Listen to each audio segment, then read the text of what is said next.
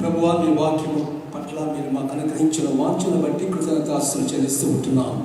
ఈ సమయమందు మరొకసారి ప్రతి ఒక్కరిని మీ రక్త ప్రోక్షణకు తీసుకుని వస్తూ ఉంటున్నాం. రాగలిగినటువంటి ప్రతి సహోదర సహోదరులను బట్టి వందనాలు. మార్గంలో ఉన్న వారిని కూడా సకాలంలో చేర్చమని ప్రార్థిస్తూ ఈ యొక్క కార్యక్రమంలో మీ నమ్మకమైన చేతులకు సమర్పిస్తూ ప్రభువును ప్రియరక్షకుడైన యేసు క్రీస్తు పరిశుద్ధ నామం పేరిట ప్రార్థించి వేడుకొనుచున్నాము తండ్రి. మీకు అందరికీ కార్డు దొరికినాయి కదా, దొరకకపోతే ఫ్రీగా ఇస్తున్నారు, తీసుకోండి. మరి ఇందాక నేను సిటీకి వెళ్ళినప్పుడు మగ్గును కూడా మీకు అందించారు. మగ్గు ఒకటి ½ kg, తర్వాత ఈ యొక్క సావనేరు కూడా ½ kg అని చెప్పారు. ఇది మాత్రం ఫ్రీ. ఆ రెండు కొంటేనే ఇది మీకు ఫ్రీ కాదు, ఊరికనే తీపిస్తాం. దేవుని నామానికి స్తోత్రాలు. ప్రియమైనటువంటి వాళ్ళారా, ఈ యొక్క సమయమందు మన అలవాటు ప్రకారము మన బైబిల్ గ్రంథాన్ని చూపించి ఈ చిన్న పాటలే పాడుకుందాం. పఠింప శ్రేష్ఠ గ్రంథము బైబిల్, పఠింప శ్రేష్ఠ గ్రంథము బైబిల్, అనుదినము పఠించిన ప్రేమతోడ నడుపును, ఆ పఠింప శ్రేష్ఠ గ్రంథము బైబిల్. ఇంకొకసారి పఠింప శ్రేష్ఠ, చక్కగా చూపించండి బైబిల్స్. పఠింప శ్రేష్ఠ గ్రంథము బైబిల్, అనుదినము పఠించిన ప్రేమతోడ నడుపును, ఆ పఠింప శ్రేష్ఠ గ్రంథము బైబిల్. ఈ పాట పాడే కారణం ఎందుకంటే ఎంతమంది బైబిల్ తెచ్చారు, ఎంతమంది బైబిల్ తీసుకురాలేదు అని చూడడానికి పాడుతున్నాం కనుక కొంతమంది తీసుకురాలేకపోయారు. దాంతో మీరు నెక్స్ట్ టైం వచ్చినప్పుడు బైబిల్ మీతో పాటు తీసుకురావాలని కోరుచుంటున్నాను. ప్రభు 1971 సంవత్సరము తెలుగు క్రైస్తవ సంఘం ప్రారంభించబడిన సంగతి మనం అందరం ఎరిగి ఉంటున్నాము. ఈ రోజుకి 2021 అనగా 50 సంవత్సరాలు ప్రభు మనల్ని కాచి కాపాడాడు.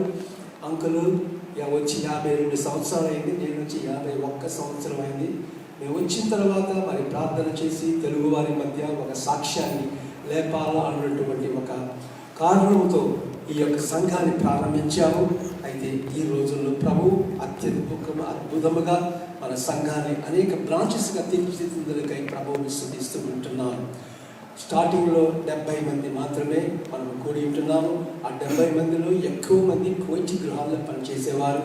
అయితే ఈ 50 సంవత్సరాలు వారి యొక్క బిడ్డలు, వారి యొక్క కుమార్తెలు, కుమారులు డాక్టర్స్గా, ఇంజనీర్స్గా మార్చబడినటువంటి సంఘటన మనం గుర్తెరుగుచుంటున్నాము. తెలుగు వారిని ప్రభు ప్రేమించి మన యొక్క చరిత్రని ఆయన మార్చి వేసేశాడు. ఆ రోజుల్లో 1973, 74 సంవత్సరాల్లో నేను నర్సాపూరు, ఈస్ట్, తూర్పు, పశ్చిమ గోదావరి ప్రాంతాలకు వెళ్ళినప్పుడు చాలామంది పూరిలో ఉండేవాళ్ళు, గుడిసింగ్లో ఉండేవాళ్ళు. నేను చూసి చాలా విచారించాను. అయ్యో, మన వాళ్ళు ఇటువంటి పరిస్థితుల్లో ఉన్నారే అనుకున్నాను. అయితే ఇటీవల నర్సాపూరు, తూర్పు, పశ్చిమ గోదావరి వెళితే ఎటువంటి బిల్డింగ్స్ ఉన్నాయో మనం చూసి దాన్ని కూడా ఆశ్చర్యపోతున్నాం ఈ సంవత్సరం. ఎందుకంటే ప్రభు ఆ రీతిగా మనలో ఆశీర్వదించాడు. ప్రియమైనటువంటి వాళ్ళ ఈ సంవత్సరంలో మీకు ఇచ్చినటువంటి కార్డులో మన మొట్టమొదటి వాగ్దానము యోబు 22వ అధ్యాయము 28వ వచనం. నేను మీకు చెప్పనక్కర్లేదు. పాట మీరు చూసినప్పుడు ఏ విధంగా క్వైర్ వాళ్ళతో కలిసి పాట పాడుతున్నారు. నేను ప్రసంగం చేసేటప్పుడు నాతో పాటు మీరు చదవాలి. నీ మార్గముల మీద వెలుగు ప్రకాశించు, నీ మార్గముల మీద వెలుగు ప్రకాశించు. 50 సంవత్సరాలు దాటిన తర్వాత మరి ప్రభు ఇస్తున్నటువంటి వాగ్దానాలు ఎటువంటిదంటే నీ మార్గముల మీద వెలుగు ప్రకాశించు. కాబట్టి నీ కుటుంబ జీవితంలో కానీ, వ్యక్తిగత జీవితంలో కానీ, మన యొక్క సంఘ జీవితంలో కూడా నీ మార్గముల మీద వెలుగు ప్రకాశించు. ఇది ప్రభు ఇచ్చినటువంటి వాగ్దానం. 1970వ సంవత్సరం ఆ రోజుల్లో నాకు 23 సంవత్సరాల వయస్సు. యవనస్తుల సహవాసానికి వెళ్ళినప్పుడు భక్సింగ్ గారు చెప్పారు, దేవుని చిత్తం ఎలాగ కనుక్కోవాలి, ఎలాగ ప్రార్థన చేయాలి అని మాకు యవనస్తులుగా ఉన్నప్పుడు ఆయన మాకు నేర్పించారు. 21 పాయింట్లు ఆయన చెప్పారు. ఆ రోజుల్లో నాకు చక్కగా నోట్స్ రాసుకునే అలవాటు ఉన్నది. 21 పాయింట్లలో ఏం చెప్పాడంటే 7 పాయింట్స్ ఎందుకోసం మనం దేవుని చిత్తం కనుక్కోవాలి. రెండవదిగా కనుక్కుంది దేవుని చిత్తమా అని తెలుసుకోవడం 7 పద్ధతులు.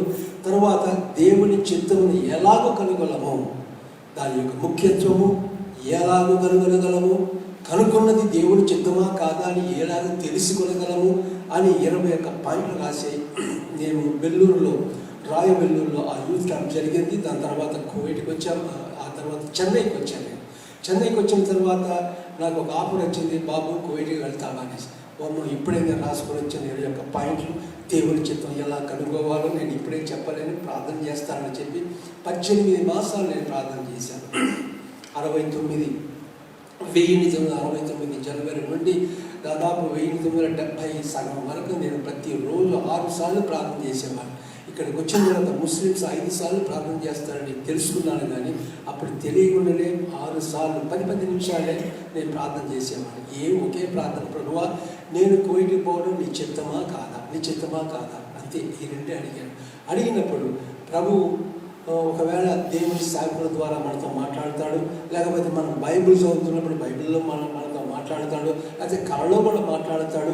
రకరకాలుగా ఉంటుందని నేను ఎదురు చూచి 18 మాసాలు రాసుకున్నాను. నేను పనిచేసే స్థలం చెన్నైలో ఆపోజిట్లో శాస్త్రి భవన్ అని పాస్పోర్ట్లు ఇచ్చే ఆఫీస్ ఉందన్నమాట. ఆ పాస్పోర్ట్ ఆ రోజుల్లో హైదరాబాద్లో పాస్పోర్ట్ ఇచ్చేవాళ్ళు కాదు. తెలుగు ఆ రాష్ట్రాల నుండి కూడా మద్రాసుకు వచ్చి పాస్పోర్ట్ అప్లై చేసేవాళ్ళు. నేను ఆ పాస్పోర్ట్ ఆఫీస్కి వారానికి 2 సార్లు పోయి హిందీ టైపింగ్ నేర్చుకునేవాడిని. హిందీ టైపింగ్ మాకు నేర్పించేవారు. నేను పోతున్నాను, కానీ ఆ పాస్పోర్ట్ అప్లికేషన్ తీసుకోవడానికి నాకు చాలా భయం వేసింది. ఎందుకంటే ప్రభు చెప్పలేదు, ఇంకా నువ్వు పోవద్దు అని చెప్పలేదు. కాబట్టి ప్రియమైనటువంటి వాళ్ళను చిట్ట చివరకు 18 మాసాల ప్రార్థన తర్వాత ఒకసారి సైకిల్లో నేను పోతున్నప్పుడు ప్రభు చక్కగా నాతో మాట్లాడాడు. ఆదికాండము 12వ అధ్యాయం 1-2-3 వచనాలు. నీవు లేచి నీ తండ్రి ఇంటిని, నీ బంధువులను వదిలిపెట్టి నేను చూపించు దేశానికి నీవు వెళ్ళు అని ఆయన చాలా స్పష్టంగా మాట్లాడాడు. ఆ యొక్క వాగ్దానం పట్టుకొని నేను వచ్చినప్పుడు ఒంటరిగా వచ్చాను, కానీ మరి ఈ 50 సంవత్సరాల్లో 9 మంది గ్రాండ్ చిల్డ్రన్ని, పిల్లల్ని ఆయా దేశాల్లో వచ్చాను. ఇవన్నీ నేను ఊహించుకొని రాలేదు, కానీ ప్రభు ఇచ్చిన వాగ్దానాన్ని ఆయన నెరవేర్చాడు. కాబట్టి వాగ్దానం అంటే అదేదో ఒక కార్డు మనం పెట్టుకోవడం మాత్రమే కాదు, కానీ ఆ వాగ్దానం బట్టి మనం ప్రార్థించినప్పుడు ప్రభు ఆ వాగ్దానాలు నెరవేర్చినటువంటి వాడు అనుకుంటున్నాడు. ఈ యొక్క 1971 నుండి 21 వరకు ఉన్న 50 సంవత్సరాలు గడిచిన తర్వాత ప్రభు మనకు అనుగ్రహిస్తున్న వాగ్దానం ఏమిటంటే నీ మార్గముల మీద వెలుగు ప్రకాశం. కొన్నిసార్లు మనం ఏం చేయాలి, ఎక్కడ పోవాలి, తలా తోక తెలియనటువంటి పరిస్థితుల్లో ప్రార్థించాలి. ప్రభువా నీవు ఈసారి మాకు వాగ్దానం ఇచ్చావు, నీ మార్గముల మీద వెలుగు ప్రకాశించు. ఎప్పుడైతే ఆయన వెలుగు ప్రకాశిస్తున్నదో అప్పుడు చక్కగా మనం దాన్ని చూచి పోవడానికి ప్రభువు మనకు కృప అనుగ్రహించినటువంటి వాడుగా ఉంటున్నాడు. 2వ వాగ్దానము అపోస్తలుల కార్యము 13:47 మీకు ఇచ్చినటువంటి ఆ కార్డులో ఉన్నది. ఎలయనగా నీవు భూదిగంతముల వరకు రక్షణార్థముగా ఉండినట్లు నిన్ను అన్ని జనులకు వెలుగుగా ఉంచి ఉన్నాను. చదువుదాం. ఎలయనగా నీవు భూదిగంతముల వరకు రక్షణార్థముగా ఉండినట్లు నిన్ను వెలుగుగా ఉంచి ఉన్నాను. ఆయన మన మార్గములపై వెలుగు చూపించడం మాత్రమే కాదు, ఆయన ప్రభువు అంటున్నాడు నన్నే వెలుగుగా చేస్తానని ప్రభువు సెలవించాడు. అది ఎక్కడ? భూదిగంతముల వరకు. 50 సంవత్సరాల ముందు వచ్చినప్పుడు నేను కూడా వాక్యం చదువుతున్నప్పుడు మీరు సర్వలోకములకు వెళ్ళి సర్వ సృష్టికి సువార్తను ప్రకటించుడి, నమ్మిన వారికి తండ్రి కుమార పరిశుద్ధాత్మ నామం పేరిట బాప్తిస్మయుడి, నేను మీకు ఏ సంగతులు చెప్పితునో వాటన్నిటిని బోధించి వారిని శిష్యులుగా చేయుడి అన్నప్పుడు నేను 24 సంవత్సరాల వయసులో ఉన్నప్పుడు మేము ఎక్కడ ప్రభువా భూదిగంతాన్ని తిరిగేది అనుకున్నా ఉంటాను. ఈ 50 సంవత్సరాల్లో 25 దేశాలకి ప్రభువు తీసుకెళ్ళడం మాత్రం కాదు, మొన్న కోవిడ్లో 2 సంవత్సరాలు అందరూ ఇంట్లో ఉన్నారు కనుక ఇంటి నుంచే జూమ్ ద్వారా 9 దేశాల్లో వాక్య పరిచయం చేయడానికి ప్రభువు ఉపయోగించారు. కాబట్టి ఈ రోజు ఉన్న టెక్నాలజీ మన సహోదరులు చక్కగా ఫేస్బుక్ కూడా తీస్తున్నారు. ఏమవుతుందంటే ఇప్పుడు పరిస్థితులు నీవు ఇంట్లో కూర్చొని మాట్లాడితే అది ప్రపంచమంతా పోవడానికి ఆస్కారంగా ఉంది. ఆ రోజుల్లో మనం ఎలా టికెట్లు పెట్టుకొని పోదామని అయితే ఏరోప్లేన్లన్నీ కూడా పార్కింగ్లో ఉన్నప్పుడు కూడా మనం ఈ టెక్నాలజీ ద్వారా అనేక దేశాలకి సువార్త మనం ప్రకటించాం. అనేక మంది ప్రకటిస్తున్న వర్తమానాలు కూడా మనము వినడానికి ప్రభువు మనకు కృపను గ్రహిస్తుంటున్నాం. కాబట్టి ప్రభు అంటున్నాడు భూదిగంతముల వరకు నిన్ను వెలుగుగా చేసేదను. కాబట్టి ఆయన నీ మార్గములపై వెలుగు మాత్రమే కాకుండా నిన్ను వెలుగుగా వాడుకోవాలి, నన్ను వెలుగుగా వాడుకోవాలని ప్రభువు వాగ్దానం చేశాడు. కాబట్టి ఈ సంవత్సరం నందు యవన సహోదర సహోదరులారా, క్రీస్తు కొరకు మనము సాక్షులుగా జీవించాలని కోరుచుంటున్నాం. మూడవ వాగ్దానము యెషయా 60వ అధ్యాయము 1వ వచనం చదువుదాం. నీకు వెలుగు వచ్చి రమ్ము, తేజరిల్లుము, యెహోవా మహిమ నీ మీద ఉదయించెను. అగైన్, నీకు వెలుగు వచ్చి ఉన్నది, లెమ్ము, తేజరిల్లుము, యెహోవా మహిమ నీ మీద ఉదయించెను. ప్రభు ఇచ్చే వాగ్దానం ఏమిటంటే, లెమ్ము, నీ మీద యెహోవా మహిమ ఉదయించెను, తేజరిల్లుము అని ప్రభు మనం ఒక కట్టడ, ఒక ఆజ్ఞ ఇస్తూ ఉంటున్నారు. ఏ విధముగా నన్ను జ్ఞాపకము చేసుకుని దీనిని చేయుడి అని చెప్పినప్పుడు మనమందరం ప్రభు బలలో చేరి పాలు పొందుచుంటున్నాము. ప్రభువు నాకు నీకు అనుగ్రహిస్తున్న ఒక వర్తమానము, వాగ్దానం ఏంటంటే, నీకు వెలుగు వచ్చి ఉన్నది. కాబట్టి యవన సహోదర సహోదరులారా, ఈ సంవత్సరంలో ఈ 3 వాగ్దానాల్లో కూడా వెలుగు వెలుగు వెలుగు అన్న మాట వింటున్నాం కనుక వెలుగును గురించి కొన్ని విషయాలు ధ్యానిస్తాం. ఎఫెసీయులు 5వ అధ్యాయం 8వ వచనంలో, మీరు పూర్వమందు చీకటి అయి ఉంటది, మీరు పూర్వమందు చీకటి అయి ఉంటది. మనం పుట్టినప్పటి నుంచి అజయ్ కుమారుడు చిన్న బిడ్డగా ఉంటున్నాడు. మనం కూడా చిన్న బిడ్డల వల్లే పుట్టాము. మనం ఎప్పుడు పుట్టినా కూడా మనమందరం చీకటిలోనే పుట్టాము. దావీదు మహారాజు సెలవిచ్చాడు, నా తల్లి నన్ను పాపములోనే గర్భము ధరించినది. అందరూ పాపము చేసి దేవుడు అనుగ్రహించు మహిమను పొందలేకపోతుంటున్నాం. భేదములు లేదు, అందరూ గొర్రెవలే దోవ తప్పి ఉన్నారని వాక్యములు గమనిస్తుంటున్నాం. కాబట్టి ఒరిజినల్గా వెలుగుకు మనకి ఏం కనెక్షన్ లేదు. మనమందరం చీకటి ప్రజలము. ఏదో ఒక రోజు యేసుక్రీస్తు ప్రభువును సొంత రక్షకునిగా అంగీకరించి ఆయన మన రక్షకునిగా అంగీకరించినప్పుడు మనమందరం కూడా వెలుగుగా మార్చబడి ఉంటున్నాం. కాబట్టి స్వాభావికమైనటువంటి ఒక మనిషి అనగా న్యాచురల్గా పుట్టినటువంటి ఈ వ్యక్తి అయినా కూడా అతను చీకటిలో ఉన్నటువంటి వాడు. మనము కూడా చీకటిలో పుట్టి ఎదిగిన వాడు. అయితే ఈ రోజు ప్రభువు మనల్ని వెలుగులోనికి నడిపించాడు. యోహాను సువార్త 3:19 చదువుదాం. వెలుగు లోకములోనికి వచ్చను కానీ తమ క్రియలు చెడ్డమైనందున మనుష్యులు వెలుగును ప్రేమింపగా చీకటిని ప్రేమించింది. ఎంత చక్కగా వాక్యంలో రాయబడింది. మనుష్యులు వారి క్రియలు చెడ్డమైనందున మనుషులు వెలుగును ప్రేమింపగా చీకటినే ప్రేమించారు. చీకటి అంటే పాపమునే ప్రేమించారు, పాపమునే ప్రేమించారు. పాపములోనే మనం ఎదిగి ఉంటున్నాం. పరిశుద్ధులైనటువంటి అపోస్తుడైన పౌలు పాపంలో కలిగిన ప్రధాన పాపిని అని చెప్పగలిగి ఉంటున్నాడు. మరి పవిత్రుడైనటువంటి అపోస్తుడైన పేతురు నేను అపవిత్రుడును అని, నేను ఘోర పాపిని చెప్పగలిగి ఉంటున్నాను. గొప్ప ప్రవక్త అయినటువంటి యెషయా ఏం చెప్పాడంటే, నేను అపవిత్రమైన పెదవులు కలిగినటువంటి వాడిని సెలవిస్తున్నాను. కాబట్టి ప్రియమైనటువంటి వారు మన యొక్క మానవుని దేహంలో ఈ యొక్క వెలుగు లేదు కానీ చీకటి ఒక్కటే ఉంటున్నది. కాబట్టి ఈ సత్యం పుట్టినప్పుడు, ఎదుగుచున్నప్పుడు మనమందరము కూడా మన క్రియలు చెడ్డమైనందున మనుష్యులు వెలుగును ప్రేమింపగా చీకటిని ప్రేమించింది. 3వ వచనం చూద్దాం.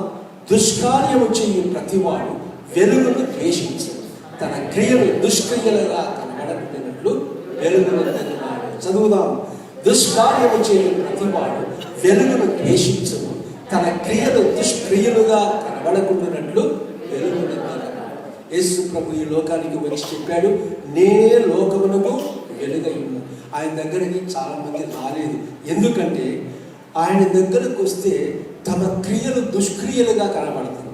వెలుగు ముందు చీకటి నిలవలేదు. కాబట్టి వారు వెలుగు వద్దకు రాలేదు. నా జీవితంలో, నీ జీవితంలో అనేక సంవత్సరాలు మనము ప్రభువు దగ్గరకు రాలేదు. దేవునికి స్తోత్రాలు. కనీసం ఇప్పుడైనా రాగలిగాము. అందును బట్టి ప్రభువును స్తుతించవలసిన వారంగా ఉంటున్నాం. మన చుట్టూ ఉన్న ప్రజలు ఇంకా వారు తమ క్రియలు దుష్క్రియలుగా కనబడుతున్నట్లు వెలుగు వద్దకు రావటం. కాబట్టి తెలుగు క్రైస్తవ సంఘం జారాగా మరి ఈ సంవత్సరం మనం గొప్ప ఛాలెంజ్ తీసుకోవాలి. ఏమిటంటే, అంకుల్ గారు నన్ను తర్వాత మన ఇద్దరు కాపలను రేపు సోమవారం వచ్చి నన్ను చూడండి అన్నాడు. ఏం చూడమంటాడంటే మీరు ఈ జహరా సంఘాన్ని ఇంప్రూవ్ చేయాలి, దర్శించాలి, లేకపోతే అది ఇది చెప్తాను, లేకపోతే మీ ఫోటోలు మా పైన ఏమైనా కంప్లైంట్ చేసారో ఏమీ తెలియదు నాకు, కాబట్టి అక్కడ పోతే కానీ మాకు తెలియదు, ఆ సంగతి మీకు మళ్ళీ చెప్పవు. కానీ అయితే జరుగుతున్నటువంటి పరిస్థితి ఏమిటంటే ఈ సంఘం, ఈ ఖాళీ చైర్లన్నీ కూడా మనం నింపాలి. ఇందాక పాస్టర్ కుమార్ చెప్తున్నారు, ఒకసారికి 60 కేట్లు మనం పే చేస్తున్నాం కనుక కనీసం 100 మంది వస్తే కానీ మనం మెయింటైన్ చేయడానికి ఈజీ కాదు. కనుక ప్రియమైనటువంటి వాళ్ళ ప్రభు సెలవిస్తుంటున్నాడు, నీవు నేను ప్రభువుకు సాక్షులుగా ఎవరన్నా ఒకరి సంఘానికి తీసుకురావాల్సిన వారముగా ఉంటున్నాం. ఈ వచనం చూద్దాం. సత్యవర్తనుడైతే తన క్రియలు దేవుని మూలముగా చేయబడి ఉన్నవని ప్రత్యక్షపరచబడినట్లు వెలుగునందుకు వచ్చును. సత్యవర్తనుడైతే తన క్రియలు దేవుని మూలముగా చేయబడి ఉన్నవని ప్రత్యక్షపరచబడినట్లు వెలుగునందుకు వచ్చును. ఈ సంవత్సరం ప్రభు మనకి ఇచ్చిన వాగ్దానాలు, 3 వాగ్దానాలు కూడా వెలుగు వెలుగు వెలుగు అని మనమందరము స్పష్టంగా చదవగలుగుతుంటున్నాం. ప్రభు అంటున్నాడు, దేవుని యొక్క ఇదో ఒక రోజు మనము సత్యవర్తనులయ్యాం. ఏ విధంగా అంటే, ప్రభువా నేను పాపిని, నేను పాపములు పుట్టి పెరిగి ఉంటున్నాను, నా పాపాలు నీకు క్షమించు, నాన్ను బట్టి మీరు పరిశుద్ధ రక్తాన్ని కార్చారు శిలువ నాడుపై అని ఎప్పుడైతే మనము ఒప్పుకున్నామో అప్పుడు మనము వెలుగునందుకు వచ్చి ఉంటున్నాం. ప్రభు అన్నాడు, నేనే మార్గము, నేనే సత్యము, నేనే జీవనై ఉన్నాను. కాబట్టి మనం అందరం ప్రభువు దగ్గరికి రాగలిగి ఉంటున్నాం. కాబట్టి సాయంత్రం సమయం మనము ధ్యానిస్తున్న అంశం ఏంటంటే వెలుగు. ఆ యొక్క వెలుగులో నీవు నేను ముందుకు సాగాలి, వెలుగుకు మనం సాక్షాత్మగా ఉండాలి, మన దుష్క్రియలు మానుకున్నటువంటి వారమే వెలుగు నద్దకు రావాలి అని మనము గమనిస్తుంటున్నాం. మరి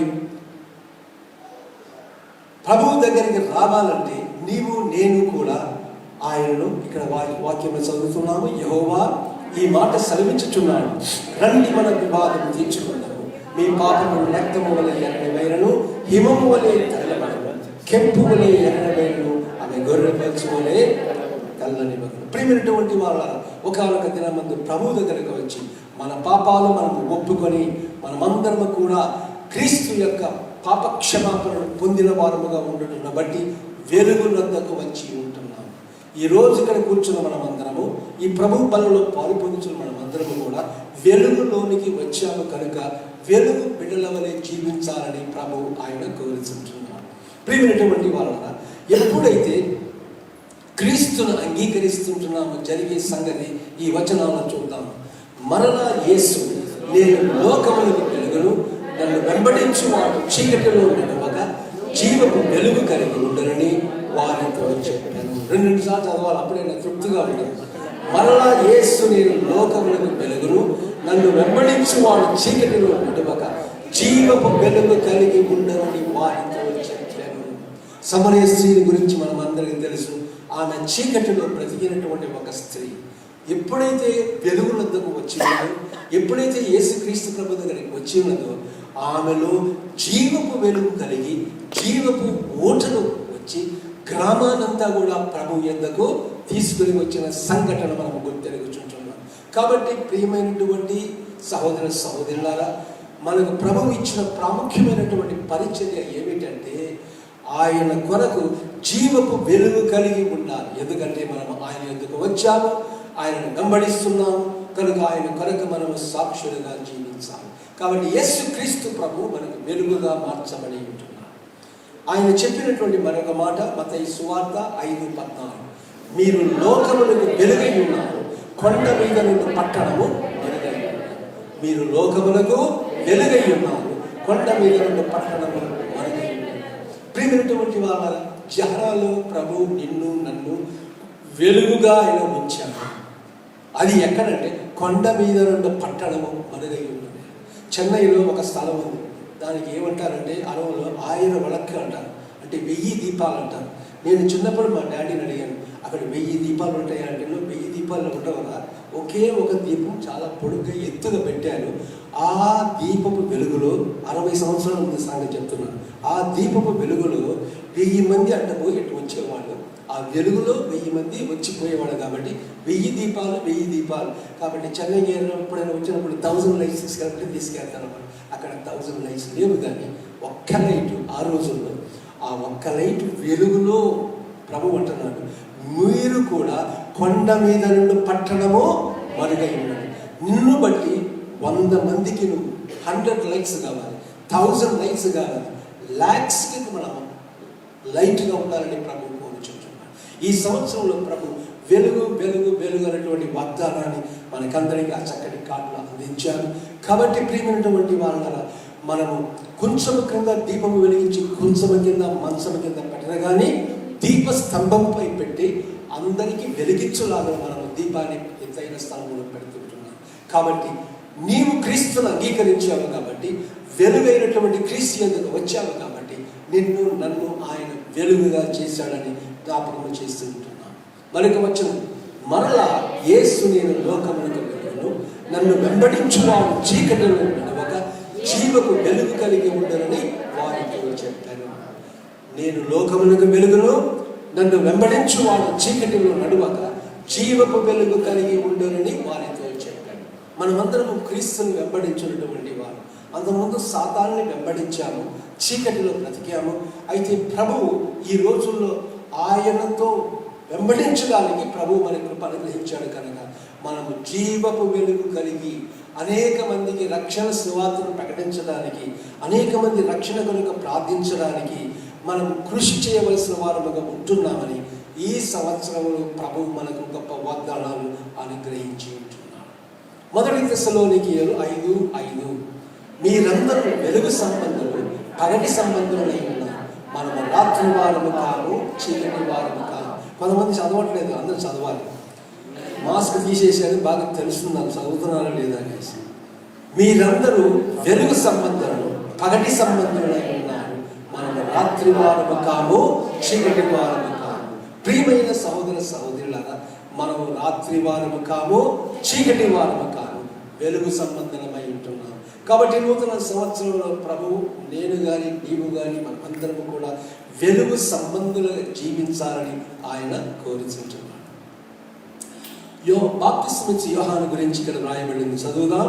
అతడు మండుచు ప్రకాశించుచున్న దీపమై ఉండెను. చదవండి, అతడు మండుచు ప్రకాశించుచున్న దీపమై ఉండెను. అసలు మనం మహాసభలు పెడితే సిటీలోనో లేదా పట్టణాల్లో మనం పెడతాం. అయితే బాప్తిస్మిచ్చి యోహాను అరణ్యములో ఆయన గట్టి కట్టుకొని ఒట్టి తేనె అవి మిడతలు తినే వ్యక్తి ఎక్కడో అరణ్యంలో ఉన్నాడు. ఆయన గురించి ఏం రాయబడింది? అతడు మండుచు ప్రకాశించుచున్న దీపమై ఉన్నాడు. ప్రభు నిన్ను నన్ను కువైట్ సిటీకి తెచ్చారు. మొన్న పేపర్లో వేశారు, కొద్ది దేశాలే కోవిడ్ లేకుండా ఉన్న దేశాలు, దాంట్లో ఒకటి ఇప్పుడు కువైట్ అని చెప్పారు. ఎందుకంటే చాలా కేసులు తగ్గిపోయినాయి, తర్వాత చనిపోవడం కూడా చాలామంది తగ్గిపోయారు అని మనం అటువంటి మంచి దేశంలో మనం ఉంటున్నాం.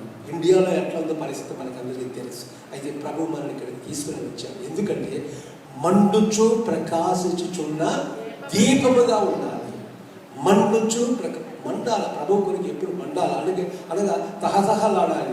ప్రభు కొరకు మంట కలిగి ఉండాలి, ప్రభు కొరకు సేవ చేయాలి, ప్రభు బిడ్డల కొరకు ప్రార్థించాలి, ప్రభు పరిచర్యగా ఇవ్వాలి, ప్రభు యొక్క సంఘానికి మనం రావాలి అన్నటువంటి ఎప్పుడు మండుచున్నటువంటి దీపము అయి ఆ యొక్క బాప్తిస్మమిచ్చి యోహాను జీవించాడు. అటువంటి కృప మనమందరం కలిగి ఉండాలని కోరుచుంటున్నాం. ప్రియమైనటువంటి వాళ్ళ, ఏ విధముగా మనం వెలుగును చూపించగలము? ఇంతవరకు మనం గమనించినటువంటి మనము చీకటి సంబంధులము, అయితే వెలుగు సంబంధులుగా మార్చబడి ఉంటున్నాము. ఇప్పుడు ప్రభువుని అంగీకరించాము. ఈ యొక్క వెలుగును మనము ఎలాగో చూపించగలము చూద్దాం. మత్తయి సువార్త 5:16, మనుష్యుని సక్రియలను చూచి పరలోకమందున మీ తండ్రిని మహిమపరచునట్లు వారి ఎదుట వెలుగు ప్రకాశింపనీయుడి. అగైన్, మనుష్యుని సత్క్రియలను చూచి పరలోకమందున మీ తండ్రిని మహిమపరచునట్లు వారి ఎదుట వెలుగు ప్రకాశింపనీయుడి. చూసారా, మన సత్క్రియల ద్వారా మన యొక్క వెలుగు ప్రకాశించుచుంటున్నదని ప్రభు స్పష్టంగా ఆయన మాట్లాడారు. నేను అమెరికాలో ఒక పెద్ద చర్చ్ ఉంది, హ్యూస్టన్ అనే స్థలంలో.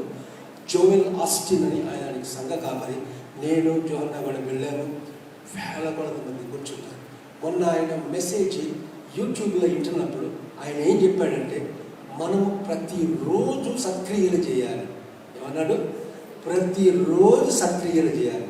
ఆయన చెప్పిన ఉదాహరణ ఏంటంటే, నువ్వు ఒకవేళ సూపుకి వెళ్ళావనుకో, మాల్కి వెళ్ళావనుకో, ఒక మంచి షర్ట్ చూసావనుకో, ఆ షర్ట్ చాలా బాగుంది అని, ఇది అజయ్కి బాగుంటుందని అజయ్ కొని తెచ్చారనుకో, అయ్యగారు ఇది నా బర్త్డే కాదు, ఇది క్రిస్మస్ కాదు, న్యూ ఇయర్ కాదు, ఇప్పుడు ఇది ఇచ్చేయండి, లేదు అజయ్ నీకు బాగుంటుంది ఈ షర్టు అని నీకు ఇచ్చేదనుకో, అది ఒక సత్క్రియ.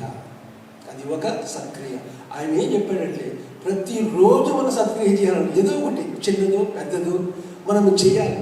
నేను కార్ పార్కింగ్ కాడుకున్నప్పుడు ఒక ఆమె అడుగుకుంటా వచ్చింది, పాప మాకు ఫుల్ సర్వీస్, అది ఎవరు చూడరు, అయితే మనం ఆమెకి ఇస్తే మనకు సంతోషం. ఆ విధముగా కువైట్లో చాలామంది పరిస్థితుల్లో ఉంటున్నారు. మీకు తెలుసు నాకన్నా ప్రియమైనటువంటి వాళ్ళ సత్క్రియ చేయడం ద్వారా నీ వెలుగు ప్రకాశిస్తూ ఉంటున్నది. ఆయన చెప్పడం చూసినప్పుడు చాలా ఆశ్చర్యపోయాను.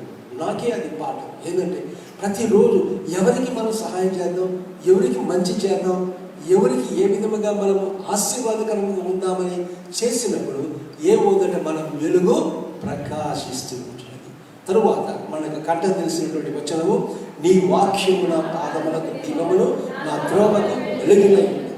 నీ వాక్యము నా పాదములకు దీపమును, నా త్రోవకు వెలుగునై ఉన్నది. కాబట్టి వెలుగు ప్రకాశించాలంటే దానికి నూనె కావాలి.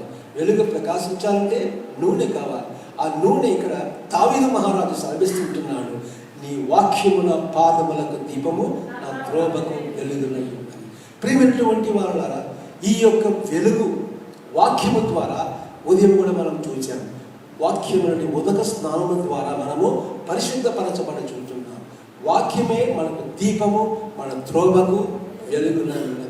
కాబట్టి ఈ సంవత్సరం మనమందరం వెలుగు బిడ్డలుగా ఉండాలి, వెలుగుగా ప్రకాశించాలి, దీప స్తంభంపై మనం ఉండాలి.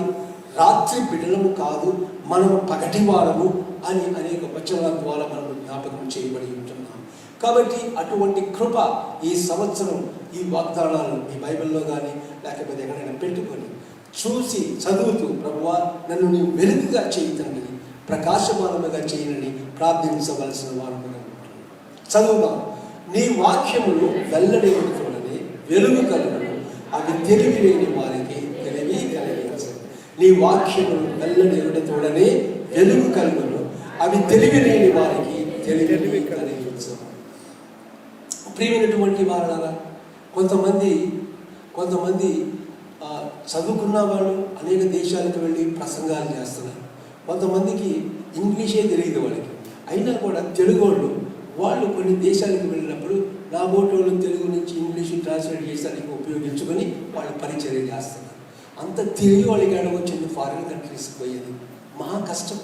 ఎందుకు వచ్చిందంటే, నీ వాక్యము వెల్లడి తోడనే వెలుగు కలుగును, అవి తెలివి లేని వారికి తెలివి కలిగించు. ఒక తమిళ బ్రదర్ ఉన్నాడు చెన్నైలో. ఆయన ఒకసారి కువైట్కి అతిథి వర్తమానికులుగా రాబోయేటప్పుడు ఆయన ఫోన్ చేశాడు, జాన్ మీరు ఉంటారా, అక్టోబర్ మాసం వస్తాను, ఎందుకంటే మీరు నాకు ట్రాన్స్లేట్ చేయాలా అరవై నుంచి ఇంగ్లీష్కి. ఇంగ్లీష్ తెలియకపోయినా కూడా ప్రపంచాన్ని తిరగచ్చు మనం, తెలుగు తెలియకపోయినా కూడా ప్రపంచాన్ని తిరగటం నేను చూశాను. మనుషులకి వాళ్ళకి ట్రాన్స్లేట్ కూడా చేశాను. కాబట్టి ప్రభు అంటున్నాడు, నీ వాక్యము వెల్లడి అగుటతోడనే వెలుగు కలుగును, అవి తెలివి లేని వారికి తెలివి కలిగించు. వాక్యం చాలా ఇంపార్టెంట్. అందుకనే మనం ప్రతిసారి పఠింప శ్రేష్ఠ గ్రంథం బైబిల్ అని ఆ యొక్క వచనం మనం పాడుతున్నాం. నా స్నేహితుడు ఒకడు ఎజెకియల్ అని కాలేజీలో చదివేవాడు. నేను బయటకు వచ్చిన తర్వాత నా సంగతి, ఆడు కాలేజీకి పోయినప్పుడు వాడి సైన్స్ బుక్, మ్యాథ్స్ వీటితో పాటు బైబిల్ టెక్స్ట్ కూడా, బైబిల్ కూడా పెట్టుకుని సంచలనం పోసేవాడు. బైబిల్ కూడా వాళ్ళ టీచరు వాళ్ళ ప్రొఫెసర్ చూసి, నువ్వు ఏంటి బైబిల్ తీసుకుని వస్తున్నావు, you are carrying Bible all the time, one day Bible will carry you to all the places. నువ్వు బైబిల్ మోసుకొని వస్తున్నావు, ఈ బైబిల్ ఒకసారి నిన్ను మోసుకొని ఇతర దేశాలకు తీసుకెళ్తానన్నాడు. అదే విధముగా ఆయన గొప్ప సేవకుడై అనేక దేశాలకు వెళ్ళి పరిచయం చేశారు. కాబట్టి ప్రియమైనటువంటి వాళ్ళ వాక్యాన్ని మనము ఎక్కువ చదివి, మరి ఈ రోజుల్లో నేను చెప్పినట్లు యూట్యూబ్ కానీ, వాట్సాప్ కానీ, ఫేస్బుక్ కానీ, అబ్బా చాలా వచనాలు మనం వింటున్నాం. నేను కూడా వింటున్నాను. కొన్ని ప్రసంగాలు విని రాసుకొని నేను మీకు చెప్తున్నాను.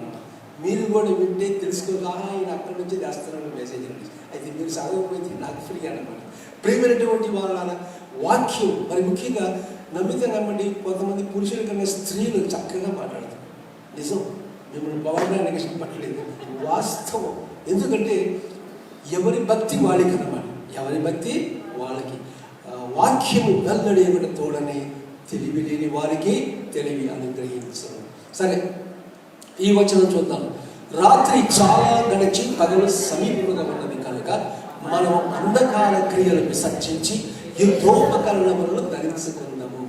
అగైన్, రాత్రి చాలా గడిచి పగలు సమీపముగా ఉన్నది కనుక మనం అంధకార క్రియలను విసర్జించి తేజ సంబంధమైనటువంటి ఉపోపకరణ ధరించుకుందాం. వెలుగు కావాలంటే తేజ సంబంధమైన యుద్ధోపకరణములు ధరించుకోవాలి. 1991 సంవత్సరం సద్దాం హుస్సేన్ సంగతి తెలుసు. ఆ రోజుల్లో అమెరికన్స్, ఇంగ్లీష్ పీపుల్ షిప్పుల్లో వచ్చి జీపుల్లో అలాగే షిప్పులో పెట్టుకొని ఎప్పుడైతే షువైక్ పోర్టుకు వచ్చారో అక్కడ నుంచి టక్కని వాళ్ళు డ్రైవ్ చేస్తూ ఆ జీపులు తీసుకొని నేరుగా కువైట్కి పోయారు. వాళ్ళని చూస్తుంటే వాళ్ళు మనలాగా స్లాక్ షర్టు సూట్ వేసుకుని రాలేదు, కానీ యుద్ధోపకరణములు, గన్ను, బైనాకులర్స్ ఎన్నెన్నో పెట్టుకుని వచ్చారు. వాళ్ళు మనకి తెలియదు. వాళ్ళు యుద్ధోపకరణములు ధరించుకొని ఇరాక్ వెళ్ళి ఈ కువైట్ దేశాన్ని వారు మరలా మనకి అనుగ్రహించాలనే సత్యం మనకందరికీ తెలుసు. కాబట్టి వెలుగు సంబంధమైనటువంటి యుద్ధోపకరణములు ఏమిటి చూద్దాం. నంబర్ 1, ఎఫెసీయులు 6:14 ఎలైనగా మీ నడుమునకు సత్యమును గట్టి కట్టుకొని నీతి అనే బైబిలును తొడుగుకొని.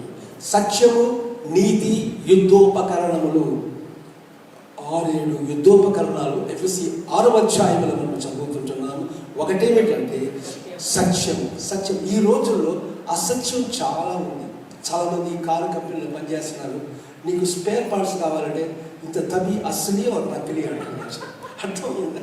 నీకు ఒరిజినల్ కావాలా అంటే చైనీస్ కావాలా. అమెరికన్ మేడ్ అయితే అది 10 కేజీలు అంటారు, చైనీస్ అయితే 2 దినాలు అంటారు. ప్రియమైనటువంటి వాళ్ళు ఆ 2 దినాలు వేసుకుంటే 2 సంవత్సరాలు ఎగిరిపోతుంది, మళ్ళా పోవలసిందే మనం. అయితే అసలీ మనకు కావాలి. ఈ రోజుల్లో వాక్యంలో కూడా అసలీ లేదనమాట, అసత్యం ఉంది.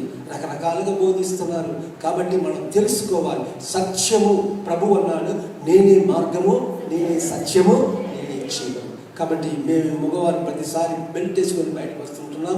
అదే విధముగా సత్యమైనటువంటి దట్టి మనము కట్టు. రెండవది నీతి అను మైమరుగు. ప్రభువు నిన్ను నన్ను నీతిమంతులుగా చేశాడు. మకాలిక సమయం మందు పాపులుగా ఉన్న మనల్ని క్షమించి ఆయన బిడ్డలుగా అంగీకరించాడు. కానీ మనము ఒకరికొకరము కూడా నీతిమంతులుగా ఉండాలి. ఫలాని సహోదరిని చూస్తే ఈమె ఎంత నీతిమంతురాలు, ఎంత నిజాయితీ కలిగినటువంటి స్త్రీ అని చెప్పగలిగిన వారముగా ఉంటున్నాం. నీతి అనేది 2 ప్రక్కల సిలువ ఏ విధముగా నిలువు అడ్డకర్ర ఉంటున్నదో, నిలువు కర్ర అయినటువంటి క్రీస్తుతో నీతి పరచబడి రక్షణ అలంకార వస్త్రాలు ప్రభు మనకు ధరింపజేశాడు. నీతి అనే మహిమను మనకు తొలగించాడు.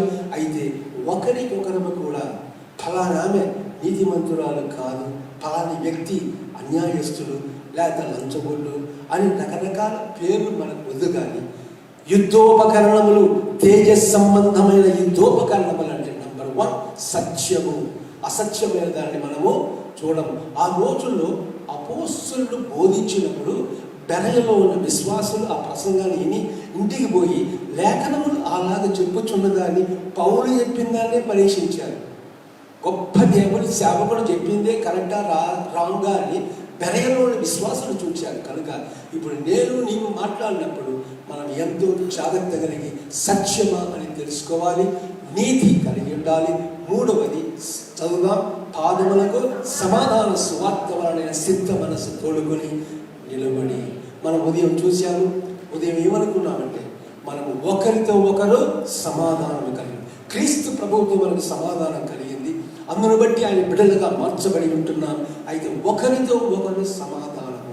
సాతాను మన సమాధానాన్ని చెడగొట్టాలి, జహరా సంఘంలో సమాధానం చెడగొట్టాలి, కుటుంబంలో సమాధానం చెడగొట్టాలి, మనశ్శాంతి లేకుండా చేయాలని సైతాను పని అది ఒక్కటే అన్నమాట.